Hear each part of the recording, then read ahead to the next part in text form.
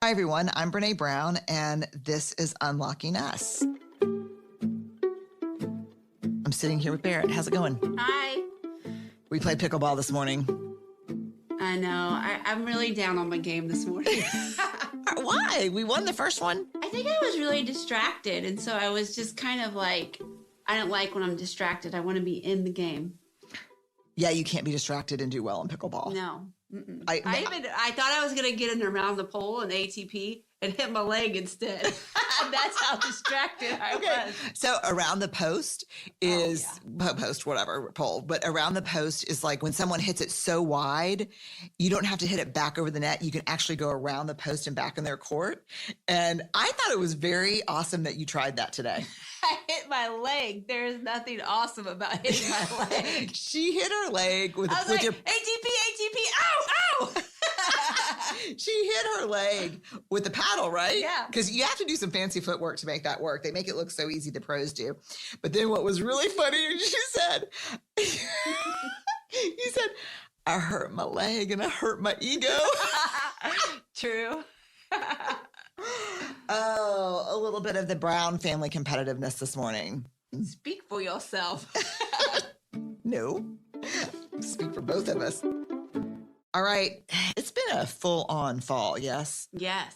So I went straight from writing Atlas of the Heart into preparing for HBO. Yes. Lots of podcasts. Let me tell you something. They used to say, I heard this the first time I wrote a book. They're like, the work begins when you turn in the book. And I'm like, oh, screw you. I'm like, that cannot be true because that does. And it's actually kind of true. There's a lot of weird stuff that happens after you turn a book in. So it's been really busy and nuts, but I've also been playing. I have protected my pickleball time. Yeah, you have. You've done a good job. Like, no joke. Like I had to make it almost non-negotiable. Yeah. And I'm playing a lot of pickleball and I'm still grumpy and tired. So could you only imagine? Nope. Rude. And oh my God, now it's the holidays. Oh my God. How? I don't know how it happened, but let me just tell you this. When is this podcast coming out? It's coming out right around the corner, right? Yep. This podcast is going to be coming out on Wednesday. What's wrong with you? I'm like every one of these podcasts is Wednesday. We're punch drunk, y'all. Try to find the calendar. It's coming out Thursday during our fall break, the 24th, right? It's Wednesday, yes, November 24th. It's coming out on Wednesday. This is where we are, y'all. Yeah, this is where we are. Yeah, it's coming out on the 24th. And I don't even know why that was relevant, but I thought there was going to be something important. Oh, it's going to be, if you're in the U.S., it's Thanksgiving week. It's fall break for us. And let me just tell you this. Hold your holiday cards, right? Yes. I don't want to get a holiday card from you in the next week. It's overachieving. It's rude. It's not thoughtful. Makes the rest of us feel like shit. Yeah. I'd like it a couple days after Christmas with at least one return to sender wrong address on it. With a happy holidays marked out. Happy New Year. Yeah. At least that's how ours are. Yeah, that's it. That's it. I am very grateful though this Thanksgiving week. Me too. I'm so grateful I'm always great. Let me just start with you because you're sitting right here. This will be awkward. The Brown family. We're even sharing a mic. We are sharing a mic. I just keep thinking we need to get closer to it. Like, A Star is Born. I'm in it. You have to come really. I'm not going there with you. Okay, whatever. I'm grateful for you. Me too. I'm grateful for you. You put up with a lot of craziness. It's fun.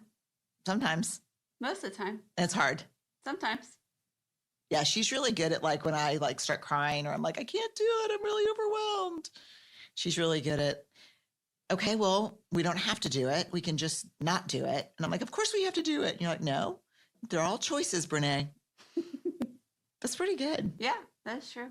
It's very helpful. So thank you. You're welcome. For being my person all the time. You're welcome. I'm also just grateful to our broader team. Oh, they're so kick-ass. God, they're kick-ass, yes. Aren't they? Yes. Like, what a miracle. I wake up every day and go, how did this happen? Like, we just have a team of, 30 people? Yeah.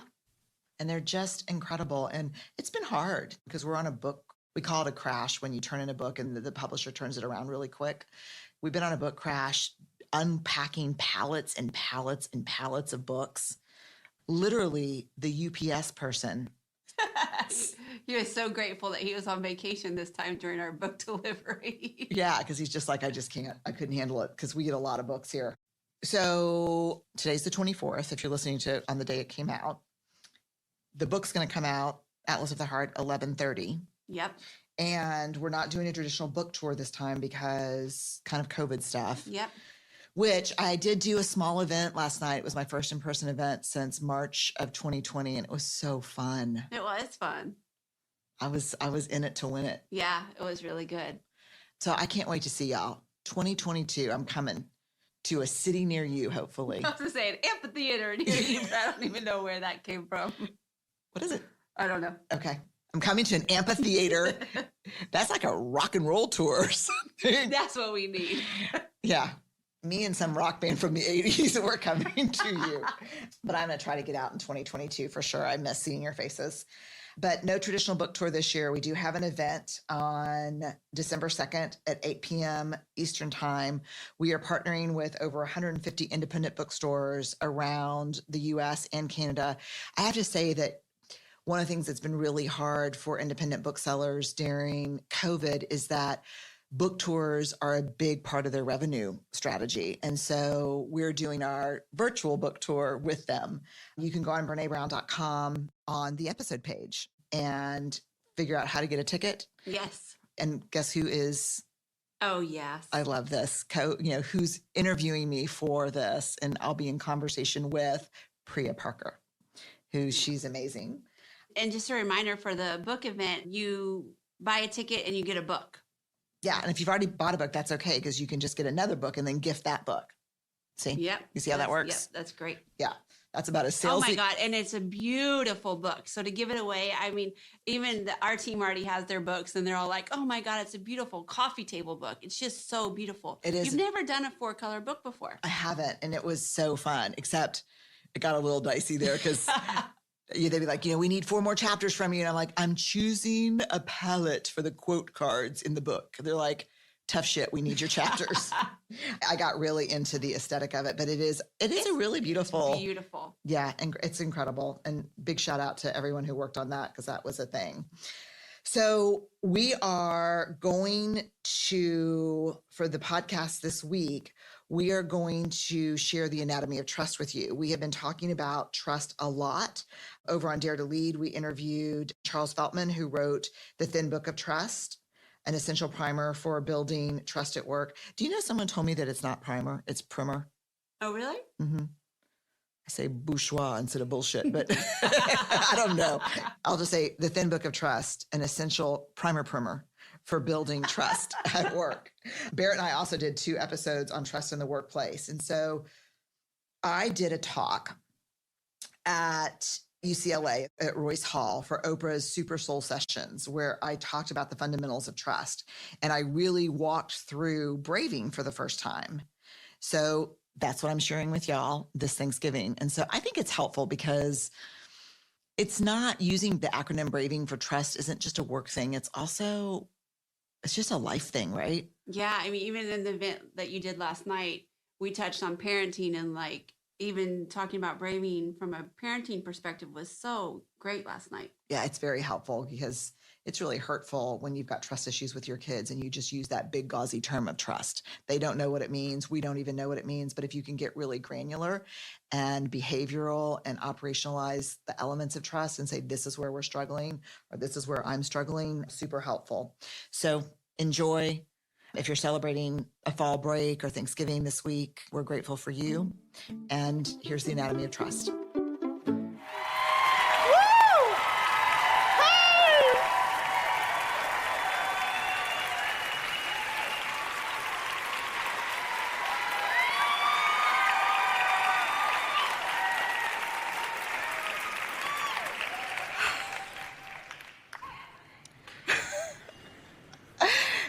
This is my intention right now. Don't cry before you start. Don't cry before you start.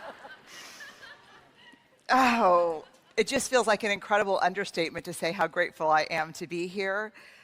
with all of you. I feel like I have a relationship with many of you on social media, and you were like, T-minus 2 days. I'm like, it's coming! We're going to be together. So I am so grateful to be here with you. I'm going to talk about trust, and I'm going to start by saying this. One of my favorite parts of my job is that I get to research topics that mean something to me. One of my least favorite parts of my job is I normally come up with findings that kick me in the butt and make me change my entire life. That's the hard part. But I get to dig into the stuff that I think matters in my life and the life of the people around me. And the topic of trust is something I think I probably would have eventually started to look at closely because I study shame and vulnerability. But there's a very personal reason I jumped to trust early in my research career, and it was a personal experience. One day, my daughter, Ellen, came home from school. She was in 3rd grade, and the minute we closed the front door, she literally just started sobbing and slid down the door until she was just kind of a heap of crying on the floor. And of course, it scared me, and I said, oh my, what's wrong, Ellen? What happened? What happened? And she pulled herself together enough to say, something really hard happened to me today at school, and I shared it with a couple of my friends during recess. And by the time we got back into the classroom, everyone in my class knew what had happened. And they were laughing and pointing at me and calling me names. And it was so bad, and the kids were being so disruptive, that her teacher even had to take marbles out of this marble jar. And the marble jar in the classroom is a jar where if the kids are making great choices together, the teacher adds marbles. If they're making not great choices, the teacher takes out marbles. And if the jar gets filled up, there's a celebration for the class. And so she said, it was one of the worst moments of my life. They were laughing and pointing, and Miss Balkin, my teacher, kept saying, I'm going to take marbles out, and she didn't know what was happening. And she looked at me, and she, just with this face that is just seared into my mind, and said, I will never trust anyone again. And my first reaction, to be really honest with you, was damn straight. You don't tell anybody anything but your mama. Yeah, right? That's it. I mean, that was my like, you just tell me. And when you grow up and you go off to school, mama will go too. I'll get a little apartment. And the other thing I was thinking, to be quite honest with you, is I will find out who those kids were. And while I'm not going to beat up a 9-year-old, I know their mamas. That's the place you go to. And I'm like, how am I going to explain trust to this 3rd grader in front of me? So I took a deep breath and I said, Ellen, trust is like a marble jar. She said, what do you mean? And I said, you share those hard stories and those hard things that are happening to you with friends who over time you filled up their marble jar. They've done thing after thing after thing where you're like, I know I can share this with this person. Does that make sense? And that's what Ellen said. Yes, that makes sense. And I said, do you have any marble jar friends? And she said, oh yeah, I totally. Hannah and Lorna are marble jar friends. And I said, and then this is where things got interesting. And I said, tell me what you mean. How do they earn marbles for you? And she's like, well, Lorna, if there's not a seat for me at the lunch cafeteria, she'll scoot over and give me half a Heine seat. And I'm like, she will? She's like, yeah, she'll just sit that like that, and so I can sit with her. And I said, that's a big deal. This is not what I was expecting to hear. And I said, then she said, and you know Hannah on Sunday at my soccer game? And I was waiting for this story where she said, I got hit by a ball, and I was laying on the field, and Hannah picked me up and ran me to first aid. And I was like, yeah? And she said, Hannah looked over and she saw Oma and Opa, my parents, her grandparents, and she said, look, your Oma and Opa are here. And I was like, boy, she got a marble for that? And she goes, well, not all my friends have 8 grandparents. Because my parents are divorced and remarried. My husband's parents are divorced and remarried. And she said, and it was so nice to me that she remembered their names. And I was like,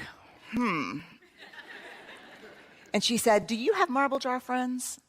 And I said, yeah, I do have a couple of marble jar friends. And she said, well, what kind of things do they do to get marbles? And this feeling came over me, and I thought, the first thing I could think of, because we were talking about the soccer game, was that same game, my good friend Eileen walked up to my parents and said, Deanne, David, good to see you. And I remember what that felt like for me.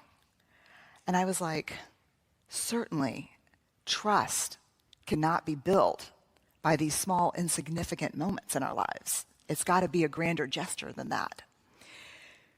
So as a researcher, I start looking into the data. I gather up the doctoral students who've worked with me. We start looking, and it is crystal clear. Trust is built in very small moments. And when we started looking at examples of when people talked about trust in the research, they said things like, yeah, I really trust my boss. She even asked me how my mom's chemotherapy was going. I trust my neighbor, because if something's going on with my kid, it doesn't matter what she's doing, she'll come over and help me figure it out. You know, one of the number one things emerged around trust in small things? People who attend funerals. This is someone who showed up at my sister's funeral. Another huge marble jar moment for people, I trust him because he'll ask for help when he needs it. How many of you are better at giving help than asking for help? Right? So asking for help is one of those moments. So one of the ways I work as a grounded theory researcher is I look at the data first, then I go in and see what other researchers are talking about and saying, because we believe the best theories are not built on other existing theories, but on our own lived experiences. So after I had looked at this, I said, let me see what the research says.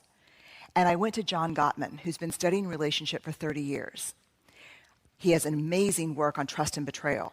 And the first thing I read, trust is built in the smallest of moments. And he calls them sliding door moments. Sliding Doors is a movie with Gwyneth Paltrow from the 90s. Have y'all seen this movie?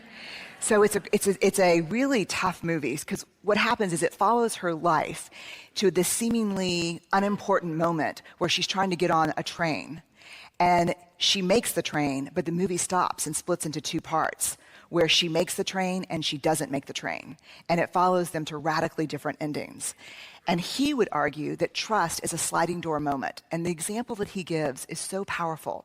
He said he was lying in bed one night. He had 10 pages left of his murder mystery. And he had a feeling he knew who the killer was, but he was dying to finish this book. So he said, I want to get up, brush my teeth, go to the bathroom, and get back in and not have to get up. I just want, that feeling when you just want to get all situated and read the end of your book.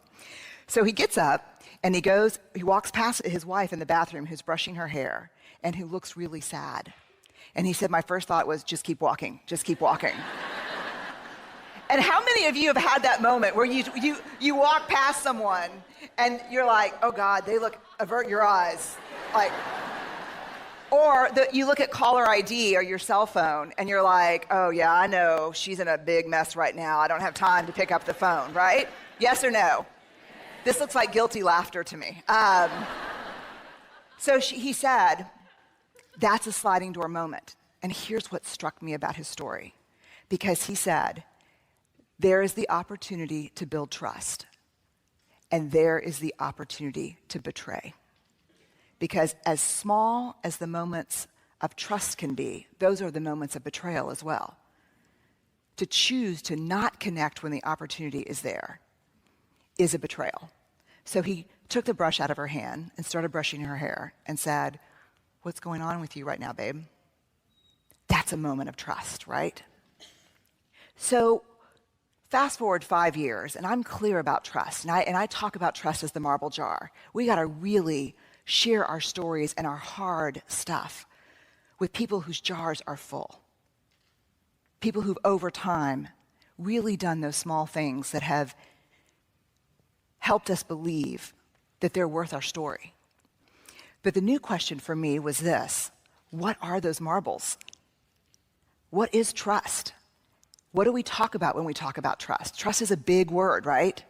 To hear I trust you or I don't trust you, I don't even know what that means. So I wanted to know, what is the anatomy of trust? What does that mean? So I started looking in the research, and I found a definition from Charles Feltman that I think is the most beautiful definition I've ever heard. And it's simply this: trust is choosing to make something important to you vulnerable to the actions of someone else. Choosing to make something important to you vulnerable to the actions of someone else. Feltman says that distrust is what I have shared with you that is important to me is not safe with you. So I thought, that's true. And Feltman really calls for this, let's understand what trust is. So we went back into all the data to find out, can I figure out what trust is? Do I know what trust is from the data? And I think I do know what trust is. And I put together an acronym, BRAVING, B-R-A-V-I-N-G, braving. Because when we trust, we are braving connection with someone. So what are the parts of trust? B, boundaries. I trust you if you are clear about your boundaries and you hold them and you're clear about my boundaries and you respect them. There is no trust without boundaries. R, reliability. I can only trust you if you do what you say you're going to do, and not once. Reliability, let me tell you what reliability is in research terms. We're always looking for things that are valid and reliable. Any researchers here or research kind of geeks? There's 10 of us. Okay, so we would say a scale that you weigh yourself on is valid if you get on it and it's an accurate weight. 120. Okay. So that would be a very valid scale. I would pay a lot of money for that scale. So that's actually not a valid scale, but we'll pretend for the sake of this. That's a valid scale. A reliable scale is a scale that if I got on it 100 times, it's going to say the same thing every time. So what reliability is you do what you say you're going to do over and over and over again. You cannot gain and earn my trust if you're reliable once, because that's not the definition of reliability. In our working lives, reliability means that we have to be very clear on our limitations so we don't take on so much that we come up short and don't deliver on our commitments. In our personal life, it means the same thing. So when we say to someone, oh God, it was so great seeing you, I'm going to give you a call and we can have lunch. Yes or no? No. It was really great seeing you. Moment of discomfort, goodbye. Right? But honest. So B, boundaries. R, reliability. A, huge, accountability. I can only trust you if, when you make a mistake, you are willing to own it, apologize for it, and make amends. I can only trust you if when I make a mistake, I am allowed to own it, apologize, and make amends. No accountability, no trust. V, and this one shook me to the core. Vault. The vault. What I share with you, you will hold in confidence. What you share with me, I will hold in confidence. But you know what we don't understand? And this came up over and over again in the research. We don't understand the other side of the vault. That's only one door on the vault. Here's where we lose trust with people. If a good friend comes up to me and says, oh my God, did you hear about Caroline? They're getting a divorce. And it is ugly. I'm pretty sure her partner's cheating. You have just shared.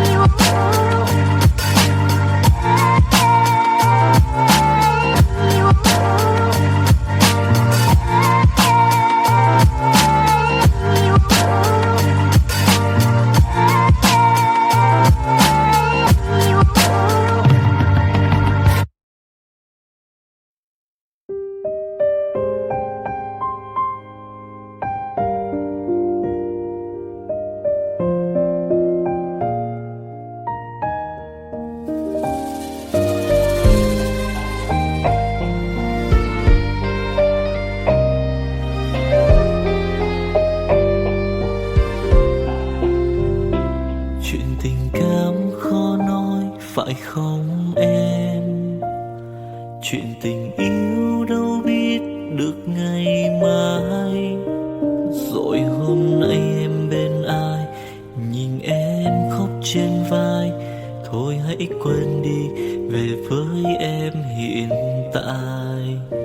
Anh còn nhớ về ngày ta còn đắm say. Anh vẫn nhớ về người bên anh khi ấy. Em đã quên rồi câu hứa yêu trọn đời. Em bỏ anh rồi, em vui tình nhân mới. Cuộc tình này đã khác rồi, mình kết thúc em ơi. Chuyện tình này đã chết rồi, còn tiếc chi em ơi. Một lần em gian dối rồi, còn cố yêu không vui. Một lần em đã phản bội, làm vết thương chưa nguôi. Thì anh vẫn sẽ mỉm cười, người khác làm em vui. Còn anh xin kết thúc và giữ chút đau thương thôi. Ở nơi xa luôn nhớ về một mối duyên tình phai. Đường em đi nay khác rồi, còn mỗi anh đơn côi. Đường em đi nay đã khác rồi, còn riêng anh mãi đứng đơn côi.